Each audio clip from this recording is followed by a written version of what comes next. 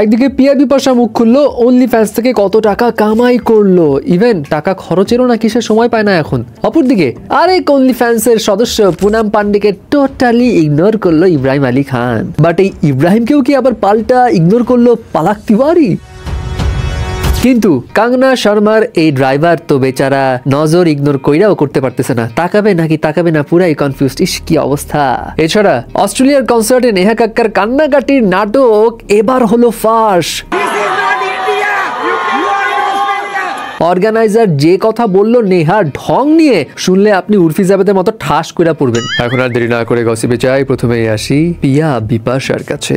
পিয়া বিপাশা তো 5 বছর আগেই দেশ ছেড়েছে এবং দেশ ছাড়ার কারণ হিসেবে সে সম্প্রতি এক ইন্টারভিউতে বলে দেশে টাকা কামাই করতেই সে বিনোদন অঙ্গনে ঢুকেছিল, কারণ তার একটা মেয়ে ছিল। বাট এখানে ঢুকা দেখলো যে কাজের প্রসেস যেরকম সে কাজই করতে পারবে না, আর ভালোও লাগে নাই, তাই সে আমেরিকা চলে গেছে এবং সেখানে গিয়ে নানা রকম ব্র্যান্ডের সাথে কাজ করেছে এবং অনলি ফ্যান্সেও পরবর্তীতে যোগ হয়েছে। সেই বিষয়ে সে জানায় অনলি ফ্যান্সে যোগ হয়ে সে 5 মাসে $2,17,000 কামাই করেছিল, মানে প্রায় 2 কোটি টাকারও বেশি। কিন্তু অনেকে না জেনে সমালোচনা করছিল, অনেকে ভেবেছিল সে নীল ছবির তারকা হয়ে গেছে, যার কারণে সে ওটা ছেড়েও দেয়। তবে এখন সে জানায় বিয়ে শাদী করে সে এখন খুবই শান্তিতে আছে। তার এখন এমন অবস্থা যে টাকা কামাই তো অনেক করছে বাট খরচ করার সময় নাই। বাহ, দারুণ। এবার আসা যাক ইব্রাহিম আলী খানের কাছে। ইব্রাহিম আলী খান তো তার রিমোর গার্লফ্রেন্ড পালাক তিওয়ারির মুভির প্রমোশনে হাজির হয়েছিল এবং সে এখানে পুনাম পান্ডেকে দেখেই হালকা করে চিপা দিয়ে বের হয়ে গেল, মানে টোটালি ইগনোর। বাট কাহিনী এখানে শেষ না। সে কি কার্মা ফেস করলো? পালাক তিওয়ারি কি তাকে পাল্টা পরে ইগনোর করলো? না না, ইগনোর করেনি। অ্যাকচুয়ালি পালাক এবং ইব্রাহিম আস্তে করে একটা জায়গায় যে ফুসুর ফুসুর করছিল, বাট ক্যামেরা দেখে পালাক তিওয়ারি পুরা দৌড়। ইব্রাহিম আলী খানও ভাই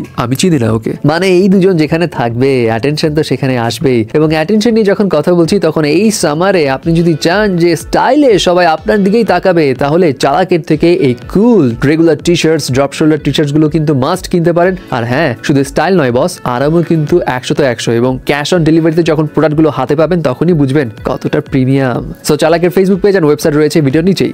আরে ভাইয়া, অ্যাটেনশন নিয়ে তো ফাপড়ে পড়ে গেছে কাঙ্গনা শর্মা নামক নতুন উর্ফি জাবেদের ড্রাইভার। মানে এমনিতে তো এয়ারপোর্টে আসছে একটা বেখাপ্পা পোশাক পরে, এখন এয়ারপোর্টে এমন পোশাক পরা অ্যালাউ কিনা আই ডোন্ট নো, বাট তার অবস্থা দেখা ড্রাইভার সাহেবের ফিলস লাইক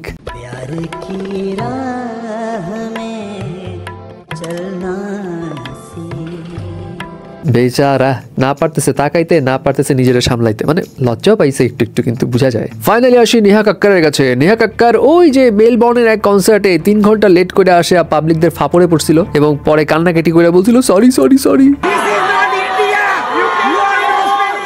এবং সে জানায় কি অর্গানাইজারদের মিসম্যানেজমেন্টের কারণে তার এই দেরি হয়েছে, সে দেরি করতে চায়নি। বাট এখন অর্গানাইজাররা জানালো নেহা কাক্কার ইচ্ছাকৃতভাবে দেরি করছে। তারা এখন মুখ খুলে জানাইছে নেহা কাক্কারকে বলা হয়েছিল যে আপনি তাড়াতাড়ি আসেন, 7:30টায় শো। নেহা কাক্কার বলে কতজন মানুষ আসছে? অর্গানাইজাররা বলে 700 জন মানুষ আসছে। নেহা কাক্কার বলে না না না, 700 জনে হবে না, আরো ভরাও আরো ভরাও, যতক্ষণ পর্যন্ত আরো মানুষ না আসবে ততক্ষণ পর্যন্ত আমি আসবো না। কিন্তু অর্গানাইজারদের দাবি 700 জন তো এনাফ ছিল।